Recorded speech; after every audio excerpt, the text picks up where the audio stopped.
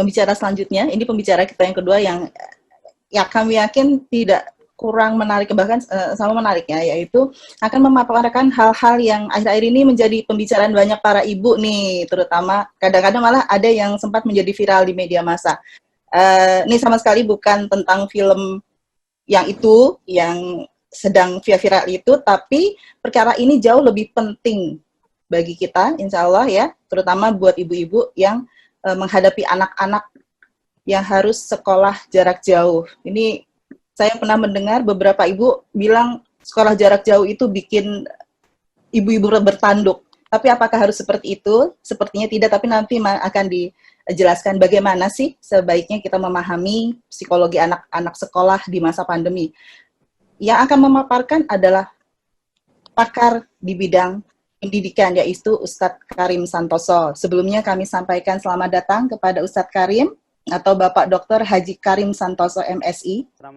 Waalaikumsalam warahmatullahi wabarakatuh. Selamat datang. Ahlan wa sahlan Ustadz. Oke, sebelum memulai materi, kami ingin menyampaikan sedikit profil beliau, yaitu Bapak Dr. Haji Karim Santoso MSI adalah pendiri Sekolah Insan Madani, begitu ya? Pendiri. Betul, seorang dosen, trainer, dan konsultan pendidikan. Jadi kalau ibu-ibu ada yang mau, nanti akan ada pertanyaan-pertanyaan yang khusus soal pendidikan anak-anak kepada beliaulah ini. Luar biasa, insya Allah akan ada solusinya. Demikian, Ustadz Karim, kami persilahkan untuk memaparkan materinya. Silakan. Baik, terima kasih.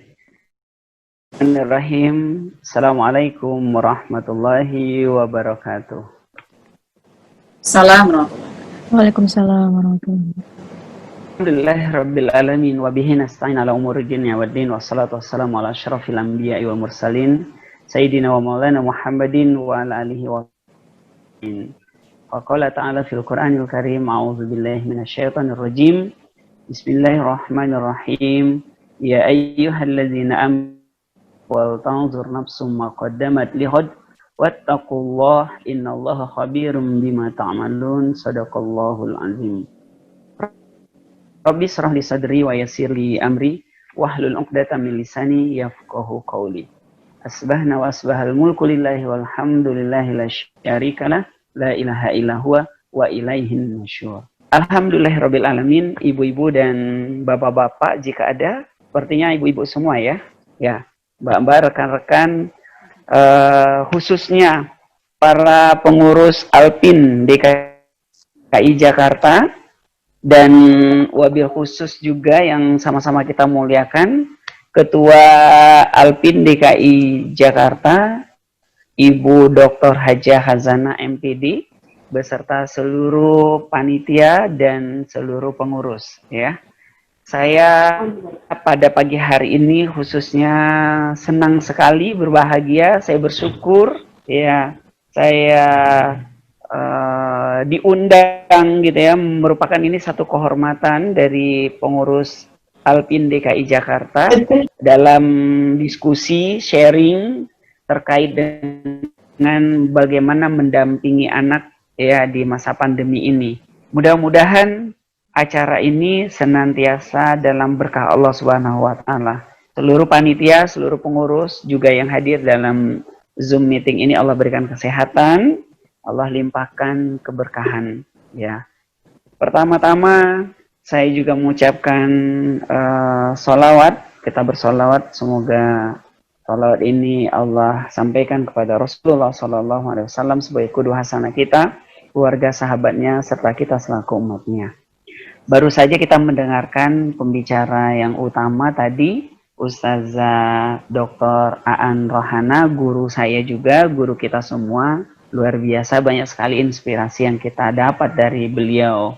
Ya, mudah-mudahan juga Allah berikan kesehatan pada beliau dan keluarga. Allah mudahkan segala aktivitasnya.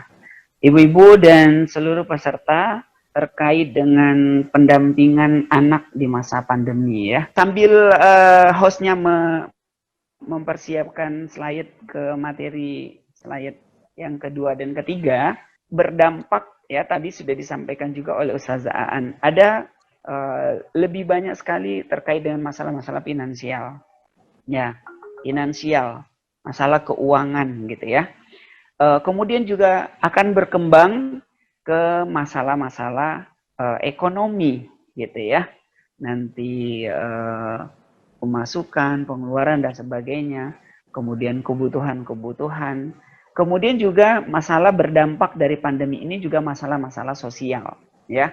Sudah mulai ada pencurian, kemudian perkelahian, perceraian, nauzubillah, dan banyak masalah-masalah sosial yang lain. Tapi sebenarnya bagi kita, ya khususnya pengurus Alpin dan orang tua yang peduli pada pendidikan, kita perlu lebih waspada lagi selain finansial, ekonomi dan sosial, ada masalah lagi yaitu masalah-masalah pendidikan, ya, pendidikan anak khususnya.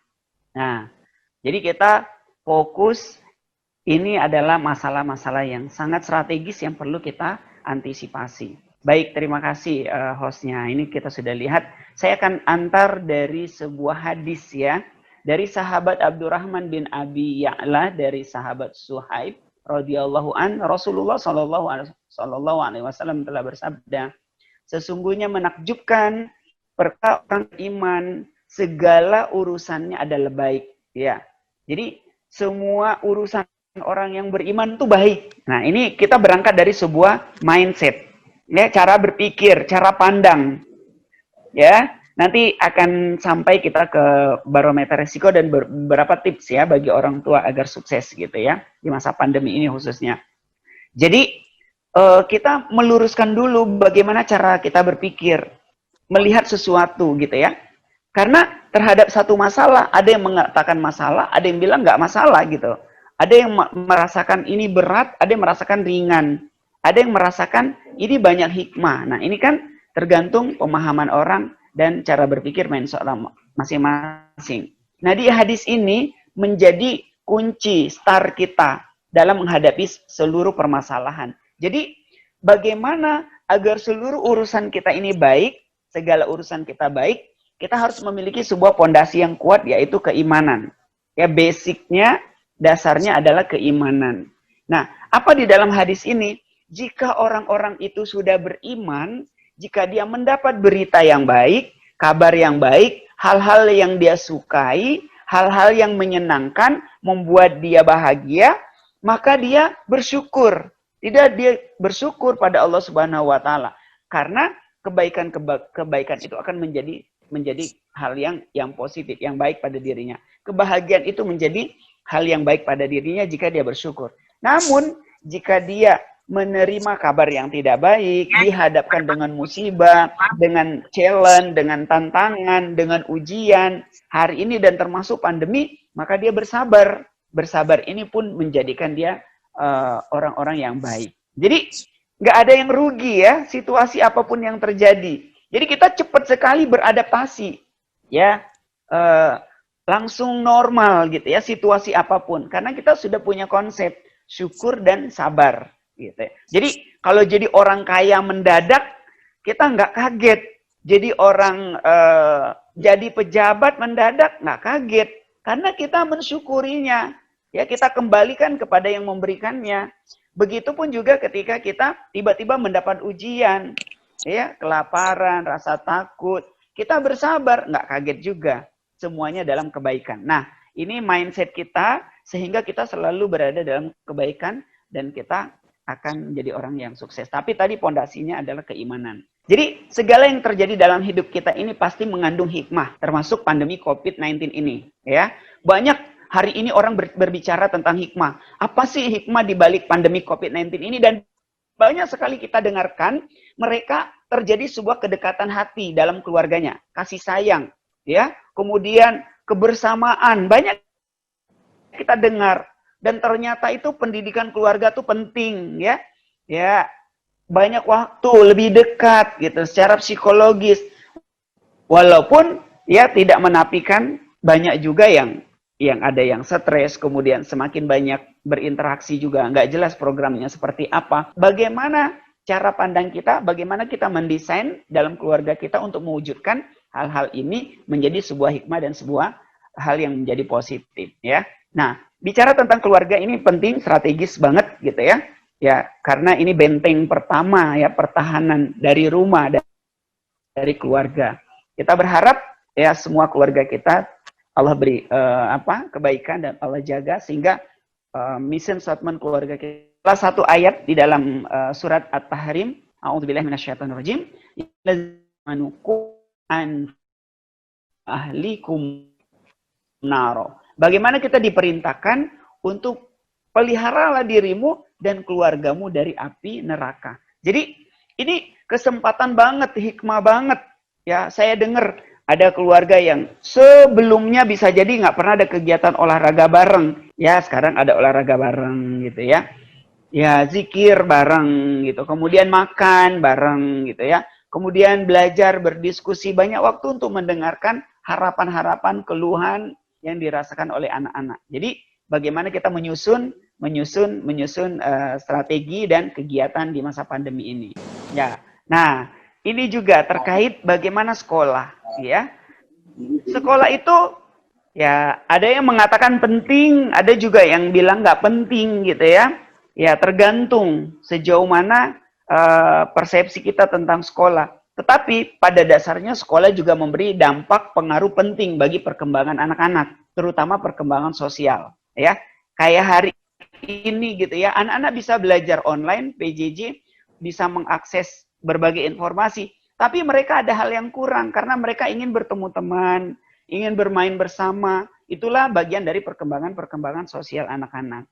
Karenanya, jika ini diperlukan, maka kehadiran sekolah adalah sebuah hal yang penting. Interaksi anak dengan temannya, teman sebaya, dengan guru. Kemudian itu juga bisa mengembangkan berbagai kemampuan dan skill-skill sosial yang dibutuhkan oleh anak-anak. Dan sekolah selama ini yang normal itu menghabiskan sekitar 6-8 jam di sekolah. Dan ini anak-anak bisa bertemu, bergaul dengan banyak teman, dia bisa belajar dengan beragam karakteristik dan memahami banyak hal. Nah, karenanya kita mengatakan bahwa lingkungan sekolah adalah lingkungan yang penting. Nah, tapi hari ini pertanyaannya, mereka nggak ke sekolah. Apa yang harus kita lakukan sebagai orang tua? Nah, kita lihat dulu, anak ya dan pembelajaran jarak jauh.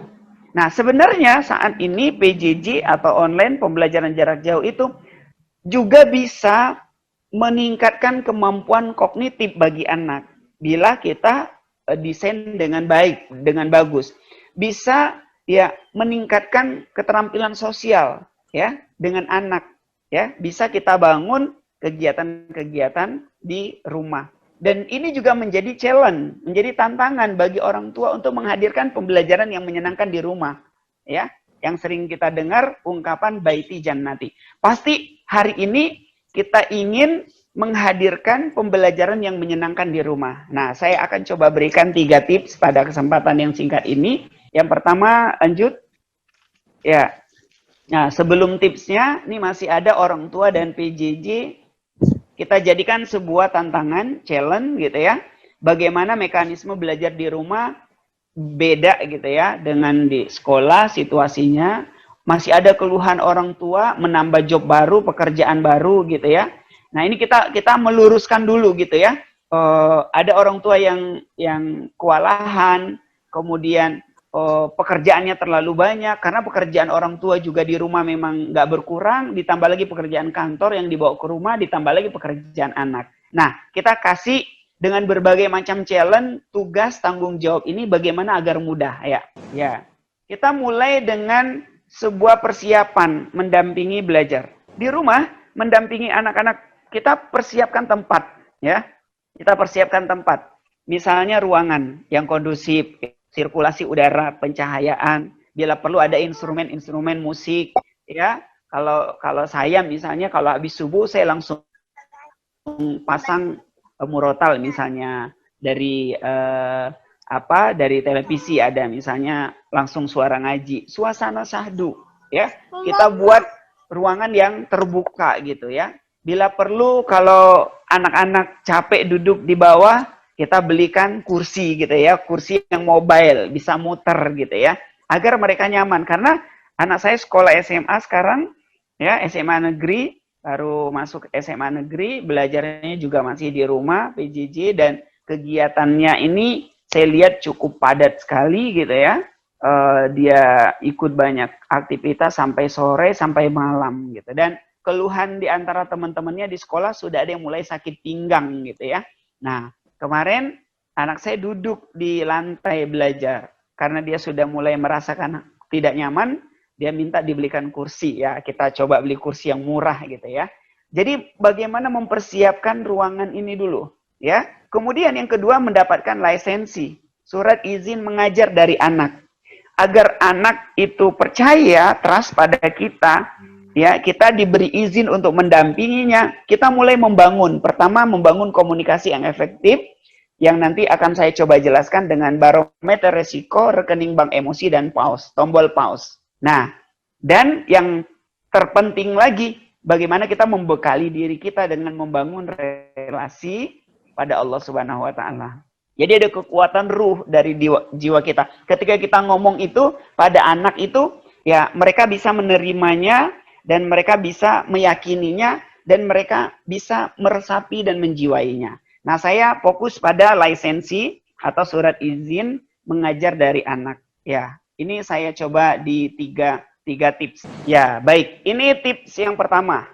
Ya, bagaimana sih pembelajaran masa pandemi ini baik di rumah maupun pekerjaan online, pembelajaran PJJ yang bisa dilaksanakan dengan menyenangkan.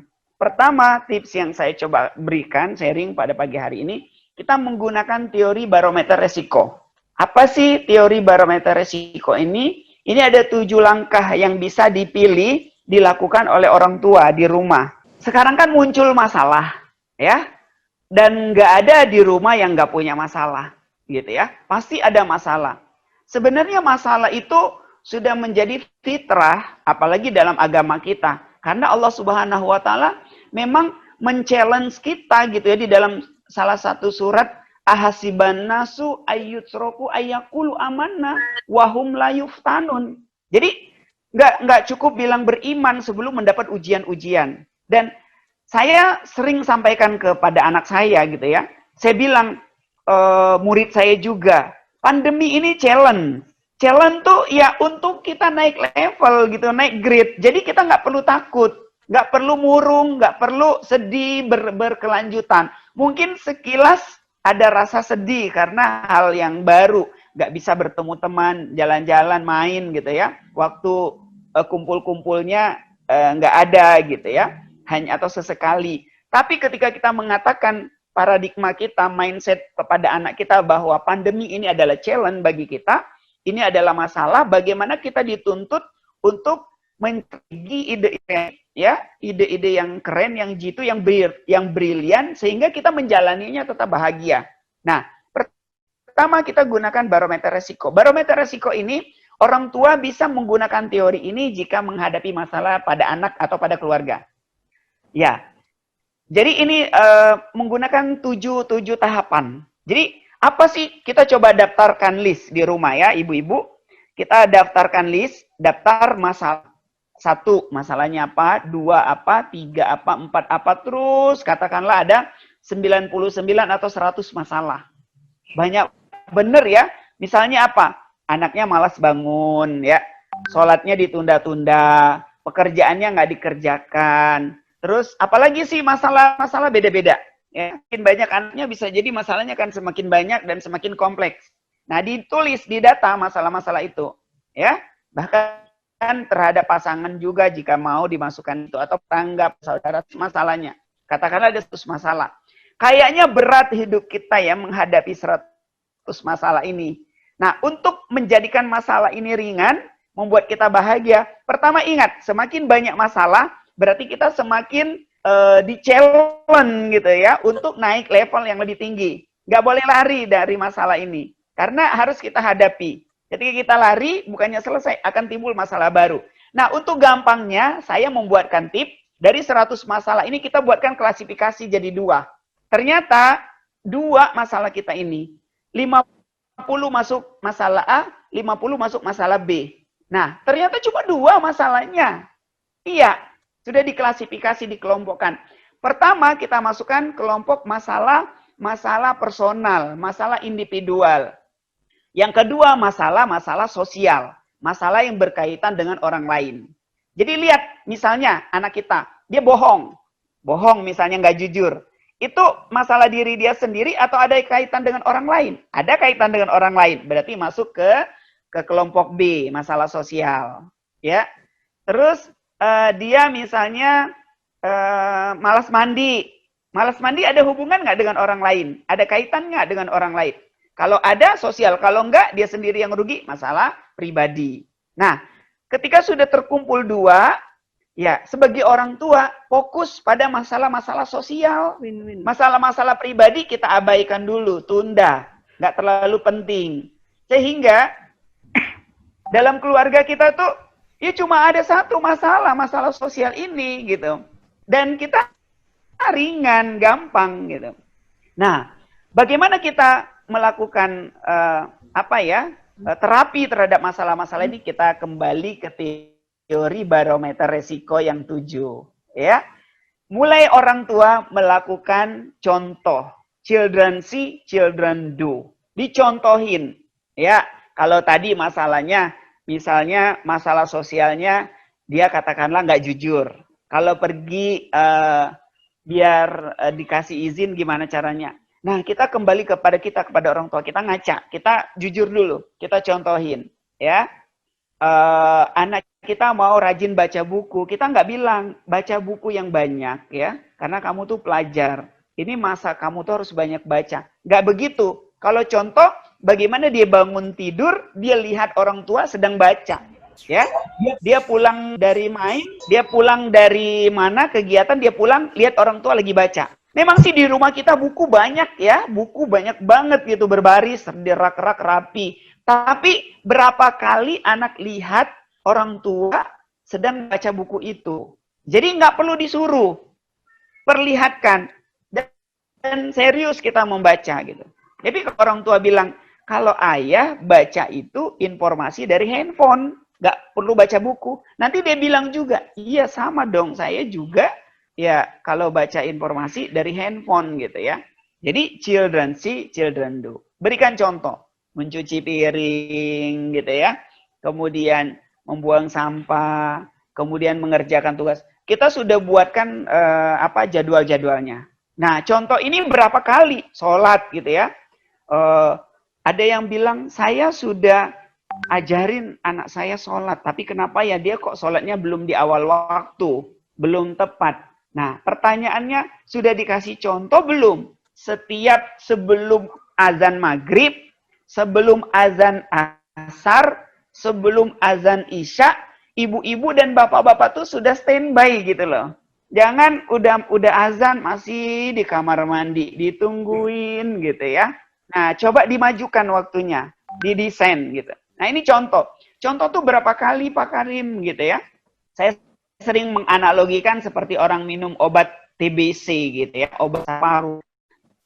Obat sakit paru-paru itu nggak boleh terputus walaupun 1 hari. Terus gitu ya. Kalau terputus maka diulang, ya, diulang dari hari pertama lagi. Ya.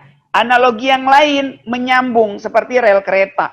Ya, kalau ada satu stasiun keretanya nggak ada relnya, keretanya nggak bisa jalan. Nah, begitupun teori contoh ini. Children see, children do. Kalau kita mencontoh anak, sholat di awal waktu, ya, dengan contoh, kita nggak nyuruh, kita kasih lihat. Itu kita ambil teori 21 hari, atau 31 hari, atau 40 hari. Nggak boleh terputus. Saya ingin mencontoh anak saya ngomong yang sopan pada orang tua. Ya, atau sayang pada adiknya. Kita lakukan. Misalnya sayang pada adik, kita nggak bilang, sayang dong bang sama adik. Nggak begitu kita bilang, bang, sayang ya bang ya sama adik nih. Seperti ayah nih, seperti abi nih, sayang abang, dicium, dipeluk. Nah itu contoh. Ya. Nah, dan ini sudah dilakukan oleh Rasulullah Shallallahu Alaihi Wasallam. Nabi besar Muhammad Shallallahu Alaihi Wasallam. Dia bilang dalam satu sabdanya, ya, Solu kama ro'aitumuni usolli. Sholatlah kalian seperti melihat aku. Jadi ngajarin sholat tuh kita kasih lihat, ya, bukan disuruh. Nah, contoh. Dan hampir, ya, kalau boleh dibilang 90% semua teori pembelajaran itu sudah berakhir di contoh jika efektif waktu, tempatnya, dan kualitas serta kuantitas percontohan ini. Ya. Nah, saya sering challenge anak-anak. Apa sih yang kalian lakukan ketika kalian masih kecil, kalian belum punya handphone, ketika kalian baru bertemu dengan orang tua? Rata-rata mereka mengatakan, "Mah, pinjem handphone." Ya, pinjem handphone kalau baru bertemu gitu ya. Karena yang ada dalam pikiran mereka itu orang tuanya punya handphone dan main handphone. Coba saya bilang ganti, "Mah, pinjem buku dong," gitu ya. Nah, karena orang tua kan dalam tasnya bukan buku, tapi handphone. Nah, kita challenge kayak gitu. Ini contoh ya. Ya. Nah, untuk anak-anak mengerjakan pekerjaan PJJ tadi online gitu ya, kita juga memberikan support di situ. Itu tadi sarana, kesiapan tempat, waktunya ya, dan kita juga melakukan hal yang sama. Nah, jika ternyata memang belum efektif, saya sudah mencontohkan, katakanlah sudah berjalan sebulan, baru kita naik ke strategi barometer resiko yang lebih berat, ya, lebih sedang, yaitu ubah perilaku. Merubah perilaku ini kita menjelaskan perilaku apa yang menyimpang dilakukan oleh anak. Sebutkan perilakunya. Perilaku menyimpang kamu adalah, misalnya tadi karakternya nggak jujur gitu ya. Atau perilaku kamu misalnya katakanlah masih malas gitu ya. Bangunnya masih kesiangan. Atau belum banyak membantu gitu ya. Kemudian kamu misalnya perilaku kamu masih belum sayang adik. Sebutin perilakunya. Nah, sekarang menurut kamu perilaku itu mau dipertahankan atau mau dirubah? Baik atau enggak? Baik atau buruk banget? Nah, itu diskusi. Nah, nanti perubahan perilaku ini saya akan berikan 3 waktu. Ya, waktu Indonesia Barat, waktu Indonesia Tengah, dan waktu Indonesia Timur. WIB, WITA, dan WIT. Apa sih maksud 3 waktu ini? 3 waktu ini adalah waktu pertama, waktu yang cocok untuk ngobrol, merubah perilaku antara anak dan orang tua. Waktu kedua, waktu yang disukai hanya oleh orang tua, tapi anak nggak suka. Ya. Waktu yang ketiga, waktu yang disukai oleh anak, tapi tidak disukai oleh orang tua. Nah, oke, ada 3 ya. Waktu pertama, ayah, orang tua, dan anak sama-sama oke di waktu ini, waktu pertama. Waktu kedua, orang tua oke, anak nggak oke. Waktu ketiga, anak oke, orang tua nggak oke. Nah, bagaimana orang tua yang cerdas menggunakan barometer resiko ini? Kita berkomunikasi yang efektif di waktu yang pertama ini. Di saat orang tua oke, anak oke. Ya, dan nggak perlu lama-lama dan nggak perlu sering-sering. Anak-anak milenial hari ini, mereka tuh nggak begitu suka banyak diceramah-ceramahin. Ya, tadi ya, mereka senang dicontoh gitu. Nah, waktu yang pertama ini, orang tua dan anak oke ini waktu yang disepakati. Misalnya sepekan sekali, setiap hari Sabtu pukul 4 sampai pukul 5. Bikin spanduk di rumah, gambar anggota keluarga. Tulis judulnya kayak spanduk seminar gitu ya. Kayak background kita hari ini ya. Misalnya ditulis quality time, waktu terindah atau waktu terbaik, waktu berkualitas, atau golden time di rumah kita setiap Sabtu pukul 4 sampai dengan pukul 5. Ya, itu sudah disediakan hidangan. Ngobrol di situ, catat perilaku-perilaku anak gitu ya. Ya, catat perilaku-perilaku anak. Apa sih yang terjadi selama 1 pekan yang mau kita betulin? Apa perilaku yang baik gitu ya. Nah, oh iya, nih waktu saya sampai jam berapa ini? Saya masih ada 2 tips. Yang satu ini belum selesai. Saya tanya dulu, waktu saya sampai jam berapa nih, Mbak? Sampai jam 10, Ustaz. Baru saja mau saya sampaikan. Oke. Sampai jam 10 ya, berarti 10 menit lagi lebih kurang ya? Iya. Saya percepatkan saja. Baik, oke. Saya percepatkan. Terima kasih informasinya. Jadi, perubahan perilaku ini enak banget. Kita bisa ngomong apa saja. Karena ini adalah terapi Tapi Umi tadi memang cuci lah dulu. Masak nasi goreng dulu, tapi habis nasi goreng. Ada iklan sebentar. Kayaknya masuk iklan. Ya. Jadi lapar nih ya. Oh, di mute. Iya. Ini memang pernak-perniknya ibu-ibu, mak-mak. Nggak boleh salah mak-mak itu ya, nggak apa-apa. Karena dia double job gitu ya, bahkan multi job gitu ya. Ada yang lagi masak nasi goreng dan sebagainya. Kemudian mendengar aktif, ya, ya. Mendengar aktif. Mendengar aktif ini di quality time itu tadi di waktu yang orang tua oke, anak oke, kita nggak memberikan saran, nggak boleh memberikan nasihat, hanya dengar saja. Apa sih keluhannya, apa masalahnya, apa harapannya, bagaimana perasaannya, dan keren banget jika orang tua bisa menebak perasaan anak pada saat mendengar aktif ini. Kayaknya kamu lagi berbunga-bunga ya, sepertinya kakak lagi sedih ya. Ya, ayah lihat kamu lagi sibuk banget ya, ada yang perlu dibantu dan sebagainya. Nah, pesan diri ini, perubahan perilaku juga masih ada kaitannya. Kemudian think win-win, berpikir selalu untuk menang. Jadi kalau ketemu anak tuh jangan berpikir, gue kan orang tua, kamu tuh harus patuh nih, ada hadisnya. Gitu ya. Anak harus patuh sama orang tua. Ini hadisnya, ini kisahnya. Kata anak, ada juga loh kisah orang tua yang durhaka gitu loh, dibalik sama. Jadi ketika ingin ngomong dengan anak, dengan pasangan, kita tuh punya niat, punya target, semuanya tuh menang, semuanya bahagia, think win-win. Udah diniatin dari awal, bukan karena udah mentok diskusi, ya udah deh pasrah, semuanya sepakat. Nggak begitu. Dari awal tuh mencari kemenangan bersama. Baru ancaman, baru ya kemudian sanksi ya terakhir. Nah ini saya share sedikit ya di teori yang pertama ini, terapi pertama barometer resiko, karena masih ada dua tips, karena waktu kita sekitar 7 menit lagi ya. Boleh dilanjutkan Mbak slide yang selanjutnya. Yang pertama barometer resiko ya. Nah yang kedua yang ingin saya sampaikan, istilahnya membangun rekening bank emosi dengan anak. Ya, kita sangat familiar ya mendengar kata-kata rekening bank. Ya, rekening bank emosi. Ibu-ibu kan pada punya buku tabungan dan plus ATM, ya. Nah, saya analogikan gini, Bu. Hari Senin, Selasa, Rabu, Kamis, Jumat, ibu-ibu pergi ke bank, kemudian menyetorkan uangnya. Setiap hari ini 100.000 selama 5 hari. Berarti tabungannya 500.000 ya. Senin 100, Selasa 100, Rabu 100, Kamis 100, Jumat 100. 5 hari 500.000. Berarti punya tabungan di bank 500.000. Pada hari Sabtu, ibu-ibu ke ATM, bawa ATM. Karena mau belanja, mau kondangan, mencet-mencet lah tuh ATM, dipencet 600.000. Kira-kira keluar nggak uangnya? Enggak kan? Kenapa? Baru tabungannya 500, ya, baru 5 hari nabung, sekali mencet maunya 600.000. Terus nggak keluar. Apa yang terjadi? Ibu-ibu nih marah. Kok nggak fair sih, nggak adil sih? Baru sekali saya mau narik, kok nggak keluar? Saya udah 5 kali loh ke bank ini loh, udah 5 hari menabung.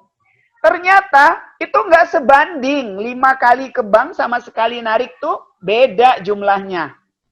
Kebayang ya? Nah, sekarang kebayang. Ada ibu yang Senin nyiapin sarapan anak, Selasa nyiapin sarapan anak, Rabu nyiapin sarapan anak, Kamis nyiapin sarapan anak, Jumat nyiapin sarapan anak. Dia bilang, ibu nih sayang banget sama kamu nak. Udah 5 hari ibu siapin sarapan. Dan itu kata ibu, ini rekening bank emosi. Ibu tuh sudah melakukan kebaikan. Rekening bank emosi itu kebaikan yang kita lakukan pada anak kita. Pada hari Sabtu, anaknya itu habis subuh tidur lagi. Ibunya mau ngajak ke rumah saudara, kondangan. Anaknya nggak mau karena capek. Dimarah-marahlah si anak ini. Ternyata marah-marahnya anak ini ketika ditimbang-timbang, kualitasnya, ya, kemarahannya ini sudah seharga 600.000. Padahal ngasih sarapannya tadi 5 hari itu 500.000. Kira-kira kebaikan ibu yang kepada anak ini masih ada saldo atau sudah defisit? Sudah defisit ya, sudah defisit. Padahal kan Pak Karim, saya kan baru sekali marah anak saya. Saya siapin sarapan sudah 5 hari. Tunggu dulu, bukan jumlahnya ternyata. Kualitasnya itu yang menyakitkan. Kemarahan yang menyakitkan itu menghapus semua rekening bank emosi ibu pada anak. Akhirnya apa dampaknya? Anak nggak mau patuh. Anak membangkang. Ya, Anak nggak mau terus terang, nggak jujur. Banyak sekali timbul masalah-masalah. Ini rekening bank emosi, kebaikan memberikan sarapan 5 hari, itu versi ibu. Ternyata coba kita konfirmasi kepada anak. Kamu seneng nggak sih kalau ibu kamu nyiapin sarapan? Kata dia, saya nggak suka. Saya tuh lebih senang dikasih uang cash. Saya bisa jajan dan memilih sarapan sesuai selera saya. Ternyata ibu yang masa udah capek-capek itu, menurut anak itu bukan hal yang positif bagi dirinya. Kita nggak tahu gitu loh. Terus apalagi, ya ibu saya tuh suka maksa-maksa kalau sarapan. Nah, ternyata emang udah bukan rekening bank emosi gitu ya. Nah, makanya jika hari ini masih ada anak membangkang di rumah, masih ada anak nggak jujur, berarti perhatikan. Apakah saldo rekening bank emosi kita pada anak masih ada? Oke, ini yang kedua ya. Saya jelaskan singkat, tinggal 4 menit. Lanjut, Mbak.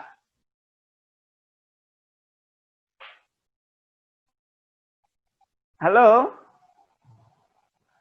Hostnya bisa nah, ini yang ketiga ya, terakhir ya. Kemudian yang ketiga, tips yang ketiga, ya, kita menggunakan tombol pause ya, tombol pause. Gunakan tombol pause. Tombol pause itu kayak gimana? Ketika ada reaksi dari anak kita, ada stimulasi, ada respon dari anak kita, terutama respon-respon yang negatif, gitu ya. Jangan langsung dibalas, jangan langsung direspon. Tapi kita berhenti sejenak, itulah yang disebut tombol pause. Sama sih dalam bisnis, orang dewasa, pasangan, rekan kerja, klien kita. Kalau kita diprotes oleh orang, atau kita difitnah dengan berita hoak, atau kita macam-macam lah yang kita nggak nyaman di WhatsApp, pada saat kita baca, emosi kita itu luar biasa memuncak. Jika kita langsung balas, apa yang akan terjadi? Bisa jadi lebih bahaya. Nah, dengan menggunakan tombol pause, kita tekan sebentar, kita tahan, kita jawab aja 1 jam kemudian, atau 1 hari kemudian, atau 1 minggu kemudian, atau nggak perlu kita jawab, kita hapus aja. Maka kita akan terhindar dari komunikasi-komunikasi yang nggak bagus. Nah, begitupun dengan anak. Ketika dia lagi bete, lagi jenuh, ya, karena di rumah terus, bad mood, tugas yang banyak, dia marah-marah, anaknya panik, anaknya menuntut ini, menuntut ini. Sebagai orang tua yang cerdas, gunakan tombol pause. Tahan aja, tarik napas panjang, tahan dulu, jangan dijawab. Bila perlu orang tua keluar rumah dulu gitu ya, cari udara yang segar, lihat daun-daunan gitu ya. Nanti ternyata itu cuma reaksional anak karena dia lagi jenuh misalnya. Banyak sekali tugas dan dia bete gitu ya. Jangan direspon dulu. Gunakan tombol pause, tunggu dulu. Setelah itu bila perlu dijawab, jawab, bila perlu enggak gitu ya. Nah, ini orang tua yang cerdas. Jadi tiga tips yang saya berikan pada kesempatan yang singkat ini. Sekali lagi saya senang, saya bersyukur bisa bergabung dengan Alpin DKI Jakarta. Saya simpulkan yang pertama, bagaimana kita menggunakan teori barometer resiko. Ternyata resiko itu nggak semuanya harus kita selesaikan. Kita harus memilih skala prioritas dan ada resiko tingkat tinggi dan rendah. Dan kita fokus pada masalah-masalah karakter anak. Kemudian yang kedua, selalu membangun rekening bank emosi. Artinya kita melakukan kebaikan dan kita bisa menebak apa sih yang dibutuhkan oleh anak kita hari ini. Sebelum dia minta, kita sudah berikan. Karena itu akan berdampak pada rekening bank emosi yang apa ya, istilah kayak deposito gitu ya, berlipat ganda. Dan yang terakhir menggunakan tombol pause ya. Sebagai penutup, maka untuk menyikapi musibah ini kita tetap tenang, tadi waspada, ikuti protokol kesehatan dari para ahli dan tidak berhenti berdoa kepada Allah Subhanahu wa taala dengan doa yang tulus dan bertawakal dalam kesabaran. Semoga ada manfaatnya. Terima kasih. Hadanallahu wa iyyakum ajmain. Saya kembalikan ke MC atau host. Assalamualaikum warahmatullahi wabarakatuh. Waalaikumsalam warahmatullahi wabarakatuh. Jazakallah khair, Ustadz.